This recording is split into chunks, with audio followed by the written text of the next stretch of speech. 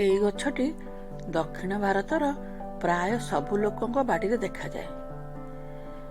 ସେମାନଙ୍କର ମଧ୍ୟରେ ଧାରଣା ଅଛି ଯେ ଯଦି ଘରେ ଛୋଟ ଛୁଆ ଅଛନ୍ତି ତାହେଲେ ଘର ବାଡ଼ିରେ ଏହି ଗଛଟି ରହିବା ନିହାତି ଦରକାର। ଏହି ଗଛଟି ହେଉଛି ପିଲାମାନଙ୍କ ପାଇଁ ଘର ବୈଦ। ନମସ୍କାର, ଆପଣମାନଙ୍କୁ ମୋ ଚ୍ୟାନେଲକୁ ପୁଣି ଆଉ ଥରେ ସ୍ୱାଗତ। ଆଜି ମୁଁ ଏହି ଚମତ୍କାରୀ ଔଷଧୀୟ ଗଛ କଥା କହିବି। ଆପଣମାନେ ମଧ୍ୟ ଏହି ଗଛକୁ ଚିହ୍ନି ସାରିବେଣି। ତେବେ ଏହାକୁ ପ୍ରାୟ ସମସ୍ତେ ଜୁଆଣି ଗଛ ବୋଲି କହନ୍ତି, କିନ୍ତୁ ଏଇଟା ଭୁଲ କଥା। ଏଇଟା ଜୁଆଣି ଗଛ ନୁହେଁ। ଜୁଆଣି ଗଛ ଧନିଆ ପାନମହୁରି ଜାତୀୟ ଗଛ। ତାର ପତ୍ର ସରୁ ସରୁ ହୋଇଥାଏ ଆଉ ଏଇଭଳିଆ ଫୁଲ ହେଇଥାଏ। ଏବେ ଏଇ ଗଛ ସାଙ୍ଗରେ ମୁଁ ଆପଣଙ୍କୁ ପରିଚୟ କରୁଛି। ଏହି ଗଛର ଇଂରାଜୀ ନାମ ହେଉଛି ପ୍ଲେକ୍ଟ୍ରାନ୍ଥସ୍ ଆମ୍ବୋଇନିକସ୍। ଏହାର ଅନ୍ୟ କେତେକ ନାମ ମଧ୍ୟ ଅଛି, ଯଥା Mexican mint, Cuban oregano, Spanish thyme, French thyme, ଆଉ ଇଣ୍ଡିଆନ ବୋରେଜ, ଓଡ଼ିଆରେ ରୁକୁଣା ହାତପୋଛା, ସଂସ୍କୃତ ଆଉ ତାମିଲରେ କର୍ପୂର ବୋଲି କହନ୍ତି।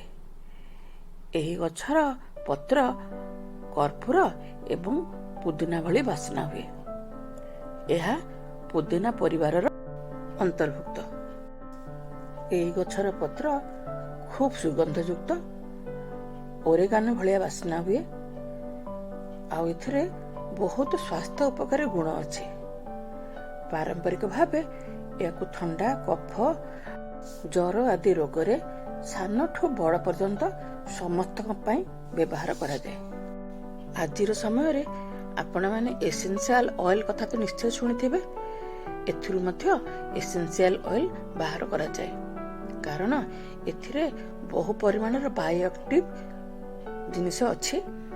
ଆଉ ସେଥିରୁ ଯେଉଁ ଏସେନ୍ସିଆଲ ଅଏଲ ବାହାରେ ତାକୁ ବଜାରରେ ଇଣ୍ଡିଆନ ବୋରେଜ ନାମରେ ବିକ୍ରି କରାଯାଏ। ବର୍ତ୍ତମାନ ଜାଣନ୍ତୁ ଆକୁ କୋଉ କୋଉ ଖାଦ୍ୟରେ କେମିତି ବ୍ୟବହାର କରାଯାଏ। ସୁପ୍, ଷ୍ଟିଉ, ଏଥିରେ ତାକୁ ପକାଯାଏ, ବାସ୍ନା ହୁଏ। ଘରେ ସାଧାରଣ ବେସନ ପକୁଡ଼ି ଛାଣିଲା ବେଳେ ଅନ୍ୟ ଜିନିଷ ସାଙ୍ଗରେ ଏଇ ପତ୍ରକୁ ମଧ୍ୟ କାଟିକିରି ପକାନ୍ତୁ ଆଉ ଛାଣନ୍ତୁ, ଭାରି ଟେଷ୍ଟ ଲାଗିବ। ତାକୁ ଦହି କିମ୍ବା କେଚପ ସାଙ୍ଗରେ ଲଗେଇ ଖାଇବେ। ଧନିଆ ପତ୍ର ଚଟଣି କଲା ଭଳି ଏହି ପତ୍ରକୁ ମଧ୍ୟ ତେନ୍ତୁଳି ଆଦି ଦେଇ ଚଟଣି ତିଆରି କଲେ ଖୁବ୍ ସ୍ୱାଦିଷ୍ଟ ଲାଗେ ଏବଂ ସ୍ୱାସ୍ଥ୍ୟ ପାଇଁ ଉପକାରୀ ମଧ୍ୟ ହୋଇଥାଏ। ଏହି ଗଛର ଶୁଖିଲା ପତ୍ର ତୋଳି ହଉ କିମ୍ବା ପତ୍ରକୁ ଶୁଖେଇ ଘରେ ଷ୍ଟୋର କରିକି ରଖି ତାକୁ ମାଂସ ତରକାରୀରେ ପକେଇଲେ ମାଂସର ଉତ୍କଟ ଗନ୍ଧଟା କମିଯାଏ ଆଉ ତରକାରୀ ଭଲ ବାସ୍ନା ହୁଏ। କଚମ୍ବର ହଉ କିମ୍ବା ପାଚିଡ଼ି ହଉ, ସେଥିରେ ମଧ୍ୟ ଆକୁ ବ୍ୟବହାର କରାଯାଇପାରିବ। ଦକ୍ଷିଣ ଭାରତରେ ଜ୍ୱର, ଥଣ୍ଡା, କାଶ, ଏମିତିକି ମ୍ୟାଲେରିଆ ପାଇଁ ମଧ୍ୟ ଆକୁ ରସମ, ଚଟଣି, ଷ୍ଟିଉ, ସୁପ୍, ପାଚଡ଼ି କରି ଖାଇବାକୁ ଦିଆଯାଏ ରୋଗୀକୁ।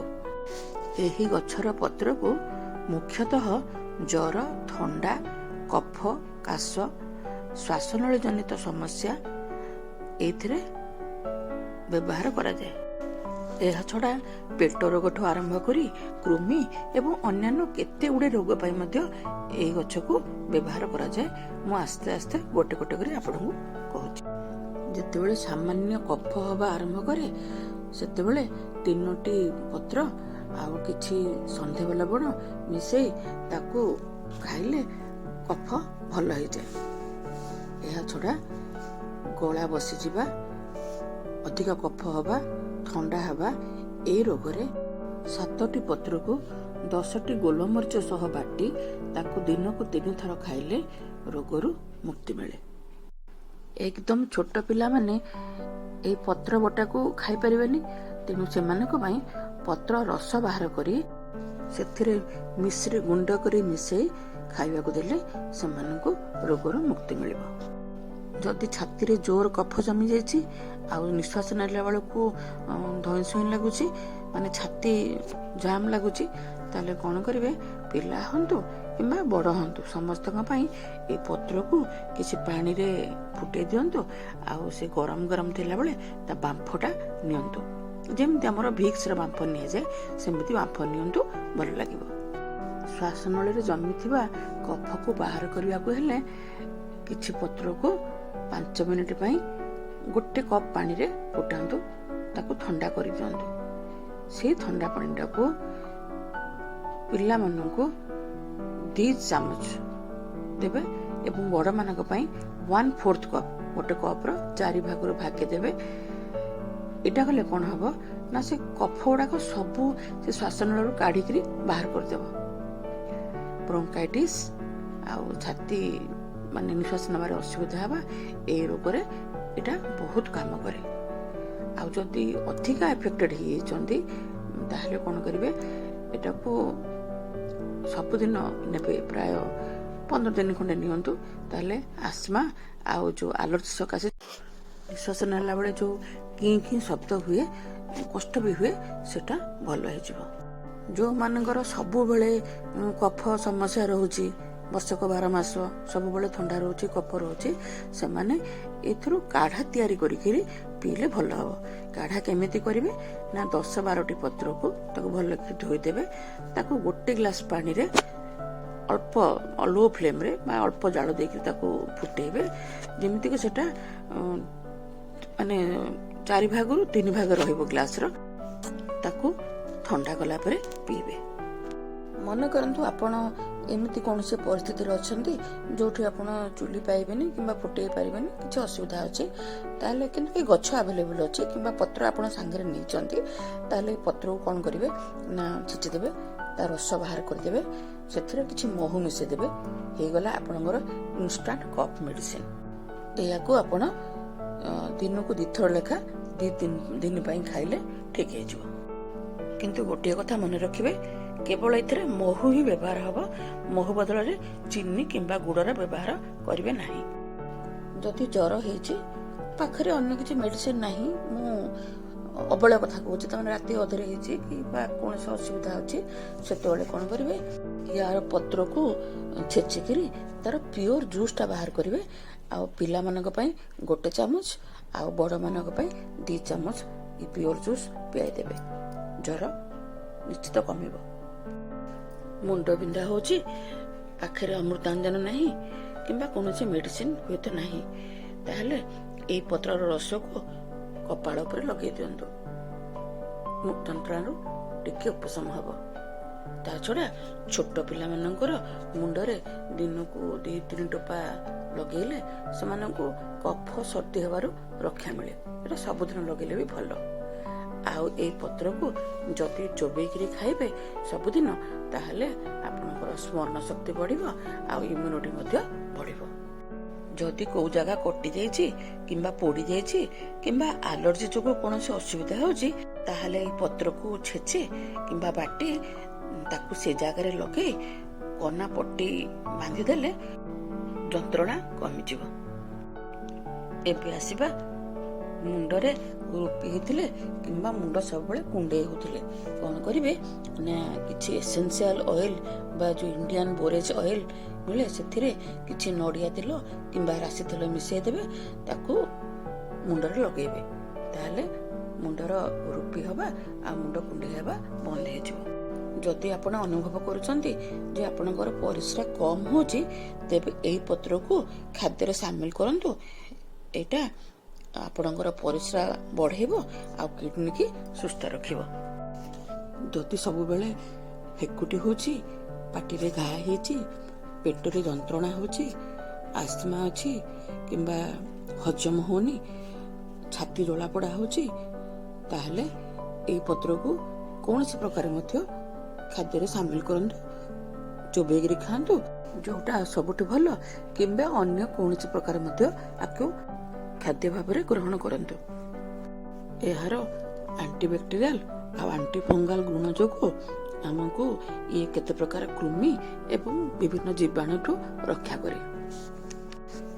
କୋଳଥ ଡାଲି ଭଳି ୟାର ମଧ୍ୟ କିଡନୀ କିମ୍ବା ମୂତ୍ରାଶୟରେ ଷ୍ଟୋନ୍ ହେଲେ ବା ପଥୁରୀ ରୋଗରେ ତାକୁ ଭଲ କରିବାରେ ସାହାଯ୍ୟ କରେ। ତା ଛଡ଼ା लिभर संक्रांतीय जो प्रोब्लेम थाए से ये उपकारी साब्यस्त हुए। पेट रोग पाई तो ये हूँ महौषधि। ता छड़ा बिछा जदि कामुड़देला किंबा कौन से विषाक्त पोक कामुड़देला ताले से जगार ये पत्र टिके दली दिंतु कि रस लगे दिंतु। ठंडा किंबा फ्लू जोगु जदि देह हाथ जर होता है आ फुली थाए ताले ये पत्र सहित किछि गुजराती मिसई ताकू सिझे ठंडा करी काढ़ा भाव में पीले फुला कमी जाए एवं विंधा दर्ज कमे। स्त्री लोक मानकर मासिक धर्म समय जो कष्ट हुए बा पेट काटे तापाई मध्य ए पत्रर रस बहुत उपकारी। यह छड़ा एटा सुगर प्रॉब्लम थिले बा डायबिटीज थिले आकु खाइले रेगुलर सुगर लेवल कमी दिए एवं कौन करे ना घा गुड़ाक जदि किसी थिबो जोटा कि डायबिटीज सकाशे सुखु नथिबो शीघ्र ताकू से जल्दी सुखे जाए। मुख्यतः डायबिटीज रोगी मानकर पातरे घा हो गले बहुत असुविधा हुए तापे एटा बहुत उपकारी। एथिरे आपण ताकू कना पट्टी करी बांधि दे परिबे एवं खाइबे मध्य। गंठी बात जंत्रणा रे मुक्ति पाइबाकू हेले यार जूस को से जगार पट्टी बांधतु गंठी रे एवं आकु रेगुलर खाद्य रे व्यवहार करंतु। ज्वर को मत ये कमाए झाड़टा बहुत तैयारी करे आउ ज्वरटा को कमे। ता छड़ा डिप्रेशन आउ थकापन मध्य ये पत्र रस आमको रक्षा। यही पत्रर रस रे किछि चीनी मिसेकी पीले पेट फांपीबा तथा वायु रोगरू मुक्ति मिले। जदि गछ आपणक पाखरे नाही तेबे आजिठू आकु आपणकर किचन गार्डन रे शामिल करंतु आउ अन्य मानक मध्य लगेबाकू कहंतु। ए गछर प्रोपागेशन बा वंशवृद्धि बहुत सहज। ए खंडे डाल काटिकरी आकु माटी रे पोति देले खूब शीघ्र बढ़े आउ किछि परिश्रम करिया पड़ेनी। या पे बेसी जत्न मध्य ये दरकार करेनी। अल्प पानी मध्य या पे लागे अल्प खरा किंबा बेसी खरा जोठी हेले भी हबो जेकोसी प्रकार माटी रे मध्य हेई परिबो। केवल या मूल रे पानी न जमिले हैला। आ यह गोटे भल मस्किटो रिपेलेंट बा मशा मानकटू दूरेकी रहिबा पई गोटे भल गछ। यार बास्ना रे मशा माने घरे पसंद नहीं। आउ दुईटी कथा कहबाक भूली जाइछि। आमे दोसा संगरे जो चटणी करू बुट आउ नडिया बाटिकरी सेथिरे ए पत्र दुईटा पके दियंतु देखिए केमिति बास्ना हबो आउ एपेटाइजिंग भी हबो पेट पाई मते भलो। ता छड़ा ए पत्र को सुखेकरी घरे स्टोर करे रखंतु। ओरेगान नथिला बेले एटा ओरेगान रो काम दबो। अन्य कंट्री मानकरे एहाको मध्य ओरेगान भाबरे व्यवहार करंते। जदि भिडियोटी भल लागिला ताहले मते कमेंट माध्यम रे जणेबे बोली आशा करूची। रहुची नमस्कार।